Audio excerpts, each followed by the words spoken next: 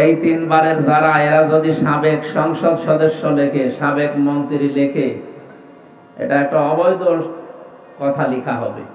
কারণ আপনাকে আমরা ভোট দেইনি, অন্তত এই 15.5 বছরে আমরা আপনাকে ভোট দেইনি। সাবেক মন্ত্রী, সাবেক এমপি আপনি লিখতে পারেন না। আরো এই 15.5 বছরে যে ভাতা নিয়েছেন সব ফেরত দিন।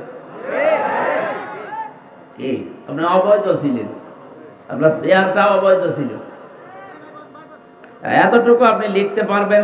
আগামীতে যারা এই 3 বার হয়েছেন, যদি আবার কোনোদিন কিয়ামতের আগে ফিরে আসেন, তাহলে লিখবেন যে সাবেক চোর। যেটা সত্য সেটা লিখবেন।